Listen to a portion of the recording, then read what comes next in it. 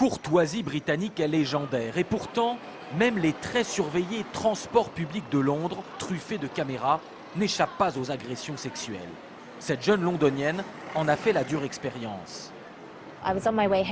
J'étais dans le bus au téléphone avec ma mère. L'homme à côté de moi a commencé à m'agripper et à me caresser les jambes. Comme j'étais au téléphone, j'ai pu dire à ma mère ce qui se passait, mais ça m'a choquée car personne n'a réagi dans le bus. Tout le monde regardait par la fenêtre, baissait les yeux vers son téléphone, comme pour me signifier « c'est la vie, fais avec ma fille ». Les derniers chiffres de la police des transports le confirment. Exemple avec le métro. Il y a 2 ans, 327 agressions sexuelles avaient été enregistrées, un bilan monté à 429 l'an dernier, soit une augmentation de 30%.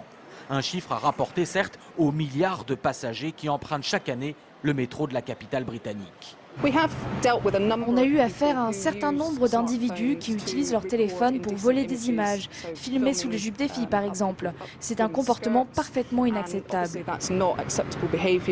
D'où l'idée d'instaurer des wagons uniquement réservés aux femmes. Une proposition très sérieuse de la ministre des Transports britannique, s'inspirant des exemples dans les métros brésiliens ou égyptiens et qui serait une première en Europe. Un projet qui pour l'instant divise les londoniennes. Surtout la nuit parce qu'on peut tomber sur des gens bizarres, des mecs dans les trains et les bus. Je trouve que c'est une bonne idée. Je trouve que c'est une mesure un peu extrême. Comme on est dans une situation où on parle beaucoup de l'égalité homme-femme, ça ferait trop faire une différence et je pense pas que ce soit très bon pour l'image des femmes. Une expérience similaire avait été tentée il y a quelques années pour éviter les agressions dans les taxis.